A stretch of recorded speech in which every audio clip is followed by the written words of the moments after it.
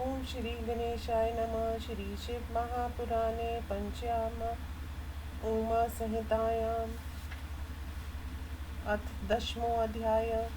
सनत कुमार उवाच मिथ्यागमं प्रवृत्तस्तु दिजिहाके च गच्छति जिहाकोशादर्विस्तरणे हर्लैस्तीक्षणे प्रपीडचते निर्भत्सर्यति यं क्रूरो मातरं पितरं गुरुं विष्ठाभि कृमिमिक्षाभिमूर्खा मूर्खमापूर्य हन्यते ये शिवायन्यक्नाराम वापि कूपतडाकान् विद्रुवन्ति द्विजस्थानं नरासत्र रमन्ति च काममूर्धूर्तनाभ्यण्डं स्नानपानां भोजनं क्रीडन्मैथुनं द्यूतमाचरन्त मदोद्धताप्यचिरे विवेदे घोरेरिक्षुयन्त्रादिपीडने निरायागिनशु पच्यन्ते यावदाभूतसम्पल्वलभं तेन तेनैव रूपेण तारञ्चन्ते पार्धारिका गाढमालिङ्गचते नारीं सुत्तप्ता लोहिनिर्मतां पूर्वाकाराक्षपुरुषा प्रज्वलन्ति समन्तत दुःक्षारिणी स्त्रियं गाढमालिङ्गति रुदन्ति च ये शृण्वन्ति सतां निन्दां तेषां क्रन्प प्रपूरणम् अग्निवर्णेन कीलस्तैस्ताम्रादिनिर्ते त्रिपुसीरात् कुट्रादिक्षिरेण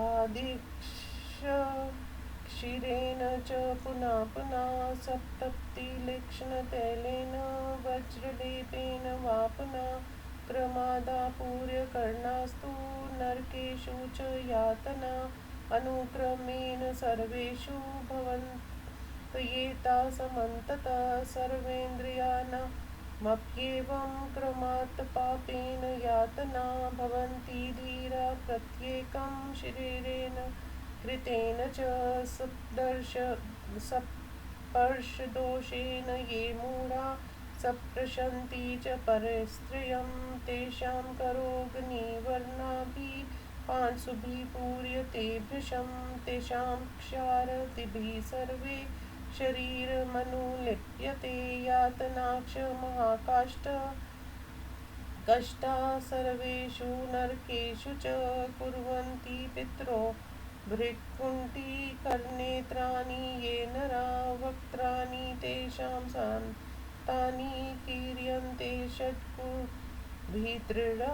येरिन्द्रिये ये नरा ये च विक्रुवन्ति परिस्त्रियम् इन्द्रियाणि च तेषां विक्रुवन्ति तथैव च पर्दाराक्षं पश्यन्ति लुब्धास्तप्तेन चक्षुषा शुचिभिक्षाग्निवर्णा दिस्तेषा नेत्र प्रपूरणं क्षाराध्यक्षकर्मात् सर्वा इहेव यं यातना भवन्ति मुनिशार्दूल सत्यं सत्यं न संशय देवाग्निगुरुविप्रेभ्यो क्षानिवेद प्रभुञ्जते लोहकीलशतैस्तस्जिहांसय च पूर्यते ये देवारामपुष्पाणि लोभात् सङ्ग्रहपाणिना जिघ्रन्ति च नरा भूया शिरसा धारयन्ति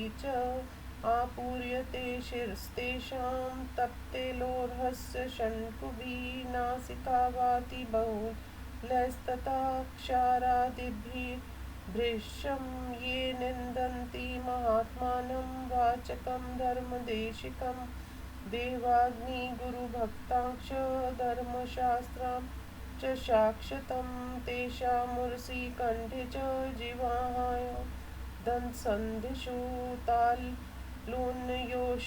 नासिकायां मूर्धनं सर्वाङ्गसन्धिषु अग्निवर्णास्तु तप्ताक्ष त्रिशाखालोः शङ्कव आखिद्यन्ते च बहुशा स्थानेषु वेतेषु मुद्गरे तथाक्षारेण दीप्तेन पूर्यते हि समन्तता यातनाक्षमहत्यो वै शरीरस्याति सर्वथा अशेषनरकेशवेव क्रमन्ति क्रमशः पुनः ये गृह्णन्ति परद्रव्यं पद्भ्यां विप्रं सपृशन्ति च शिवोपकरणं गां च ज्ञानादिलिखितं च यत् हस्तपादादिभिस्तेषामापूर्यन्ते समन्ततः नरकेषु च सर्वेषु विचित्रा बहुयातना भवन्ति बहुशः कष्टा पाणिपादसमुद्रवा शिवाय तन्पर्यन्ते देवारामेषु कुत्रचित् समुत्सृजन्ति ये पापा पुरीशमुद्रमेव च तेषां शिश्नं सर्वेषं वृष्णन् चूर्णयते लोहम् उत्करे सूचिभिरग्निवर्णाभिस्तथा तवा पूर्यते पुनः तथाक्षारेण महता त्रिवेण च पुनः पुनः द्रुतेन पूर्यते गाढं गुदे शिश्ने च देहिना मना सर्वेन्द्रियाणा च यस्माद् दुःखं प्रजायते धने सत्यपि ये दानं न प्रयच्छन्ति तृष्णया अतिथि चावमन्यन्ते काले प्राप्ते गृहाक्षमे तस्मात् ते दुष्कृतं प्राप्य गच्छन्ति निरयेषु च येनं दत्त्वा हि भुजन्ति नाक्षभ्यास वायसे तेषां च विवृतं वक्त्रं कीलकद्याताडितं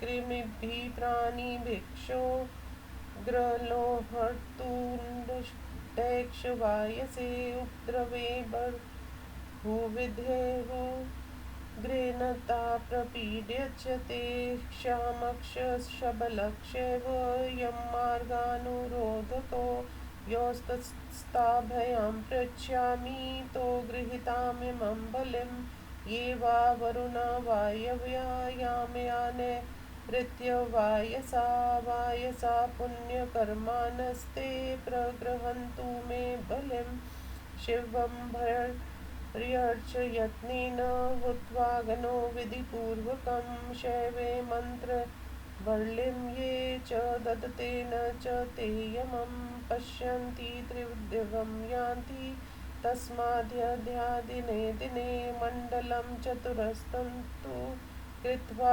गन्धादिवासितं धन्वन्तर्यथर्मीशान्यां प्रचायामिन्द्राय निक्षिपेत् यां यं माय वारुण्यां सद्दक्षो माय दक्षिणे पितृभ्यस्तु विनिक्षिप्य प्रचायामर्यमनं तथा धातुश्चैव विद्धातुश्च द्वारदेशे विनिक्षिपेत् क्षभयश्च क्षपतिभयश्च वयोभयो विक्षिपेदुवि देवे पितृमनुष्य च प्रेते भूते स गुरुवके वयोभिकृमि कीटैष च गृहस्थशचोपजीवयते स्वहाकार स्वधाकारो वष्टकारस्तृतीयक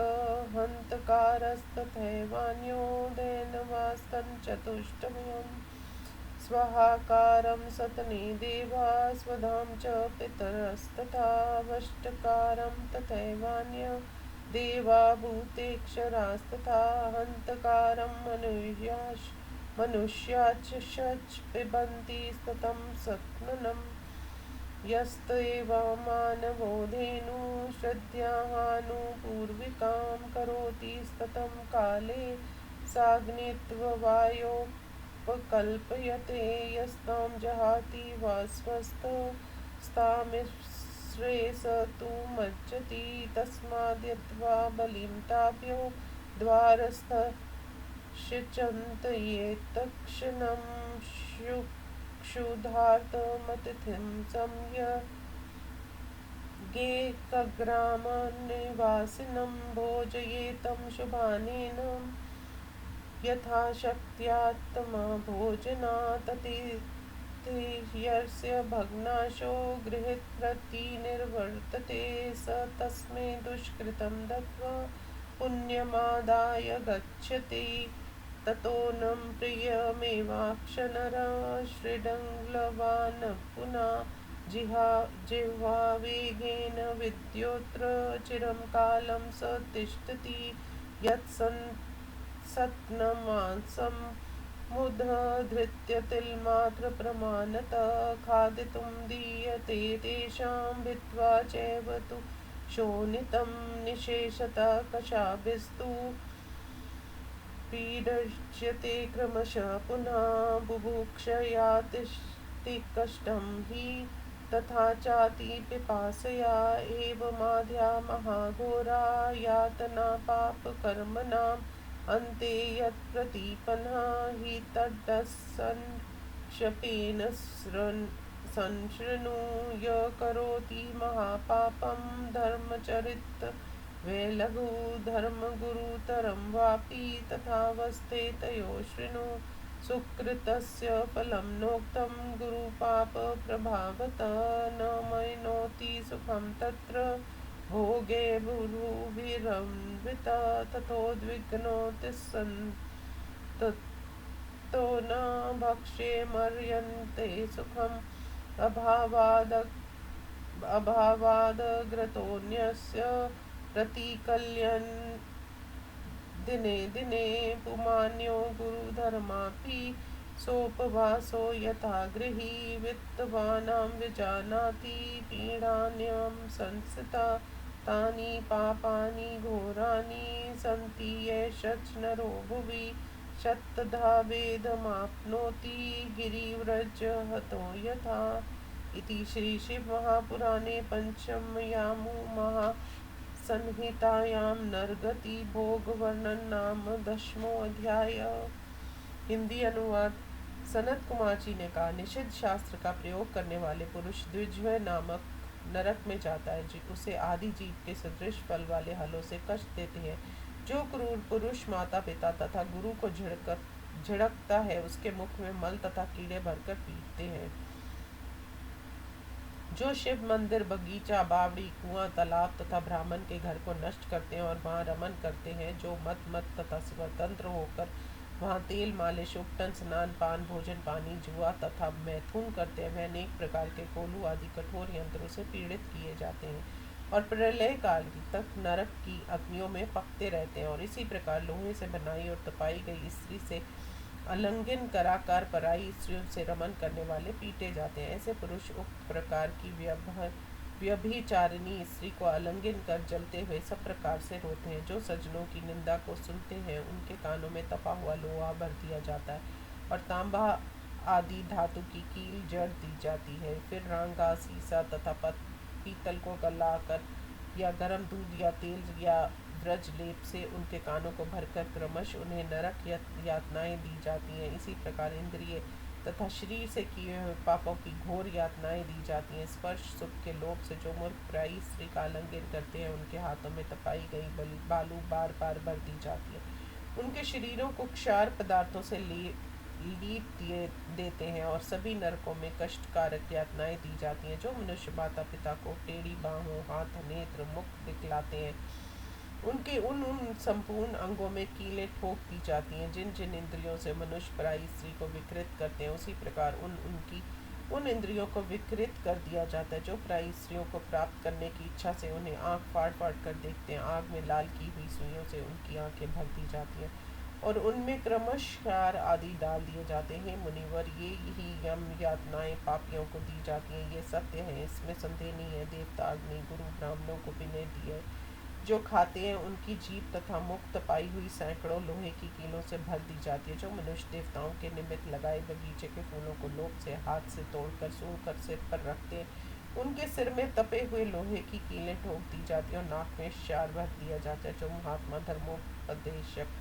देवता, अग्नि, गुरु, भक्त तथा सनातन धर्म शास्त्र की निंदा करते हैं, उनके छाती, गले, जीभ, मसूड़ों, तालू, होंठ, नासिका, सिर सभी अंगों की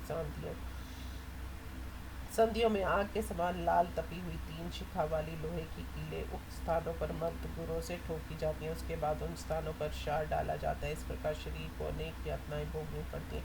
इसी क्रम से वे संपूर्ण नरकों में भेजे जाते हैं। जो प्राय द्रव्य को लेते हैं, पैर से ब्राह्मण को छूते हैं, शिव पूजा सामग्री को, गाय को तथा वेद शास्त्रों को हाथ पैर से छूते हैं, उनके हाथ पैरों में लोहे की तपी हुई कीलें ठोक दी जाती है और उन्हें सभी नरकों में कष्टदायक हाथ पैर संबंधी और भी अनेक प्रकार के कष्ट दिए जाते हैं। शिव मंदिर की सीमा में, देवताओं के बगीचे में, कहीं भी जो पापी मल मूत्र करते हैं, उनके अंड कोशों के साथ लिंग को लोहे के मद गुरों से चूर चूर कर दिया जाता है। फिर आग में सुइयों को तपाकर चुभाया जाता है। उसके बाद तीव्र क्षार को पिघलाकर उसके गुद मार्ग तथा लिंग में डाला जाता है। सभी इंद्रियों में मन ही कारण है जिससे दुख होता है। धन के रहते हुए जो लोग वश दान नहीं करते, घर में आए हुए अतिथि का जो अपमान करते हैं, वे इन कारणों से पाप के भोगी होकर अपवित्र नरकों को जाते हैं। जो कौआ कुत्तों को दिए बिना भोजन करते हैं, उनके मुख में 2 कील ठोक कर खुला रख दिया जाता है। वे कीड़ों तथा लोहे के समान कठोर चोंच वाले कौवों से पीड़ित होते हैं और भी अनेक प्रकार के उपद्रवों से भीतर ही से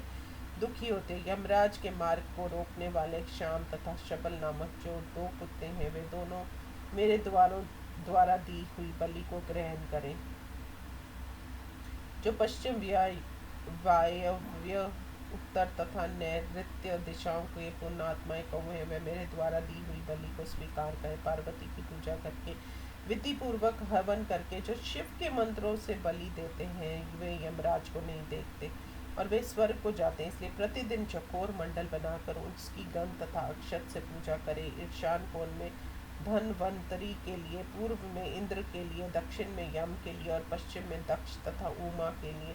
दक्षिण में पितरों के लिए, पूर्व में सूर्य के लिए, द्वार पर धाता तथा विधाता को बलि दें। कुत्तों तथा उनके स्वामियों एवं पक्षियों के लिए भूमि पर रखें। देवता, पितर, मनुष्य, भूत, प्रेत, गुहाक, पक्षी, कृमि, कीट, ये गृहस्थी मनुष्य से उपजीवित होते हैं। स्वाहाकार, स्वधाकार, तीसरा वष्टकार और हंतकार, ये गाय के 4 स्तन है। स्वाहाकार स्तन को देवता, स्वधाकार को पितर, भूतेश्वर देवता, वष्टकार का और हंतकार स्तन का पान सदैव मनुष्य किया करते हैं। जो मनुष्य प्रतिदिन श्रद्धा से इस प्रकार की गाय को ग्रास देता है, वह प्रतिदिन अग्निहोत्र का फल पाता है, अथवा जो उसे छोड़ता है वह पुरुष अस्वस्थ होकर ताम्रमिश्र नामक नरक में डूबता है। इसलिए उन्हें दरवाजे पर गोग्रास देकर क्षण भर उन्हें प्रणाम करे। उसी गांव में रहने वाले भूखे अतिथि को अपने भोजन में से यथाशक्ति उत्तम पदार्थ कहलाएं। जिस घर से अतिथि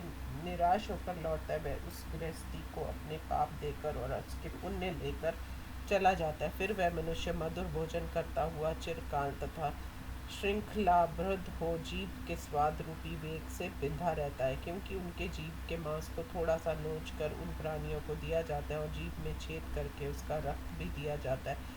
फिर उसे बेतों से पीटा जाता है और उसे भूख प्यास से तड़पाया जाता है। इस प्रकार की अनेक यातनाएं पापियों की हैं।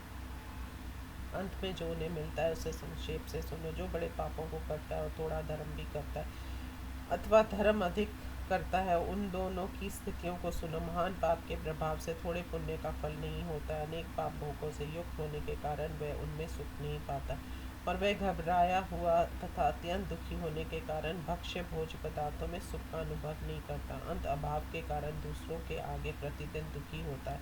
जो पुरुष अधिक धर्म करता है, वह भी उपवास करने वाले गृहस्थी की भांति धनवान होते हुए भी नियम में लगे रहने का कारण पीड़ा को नहीं जानता। वे सभी घोर पाप है जिनके कारण मनुष्य इस लोक में व्रज के प्रहार से आहत पर्वत की भांति छितरा जाता है और अर्थात नष्ट भ्रष्ट हो जाता है। इस प्रकार श्री शिव महापुराण में नरक गति भोग वर्णन नामक 10वां अध्याय समाप्त। ओम नमो शिवाय।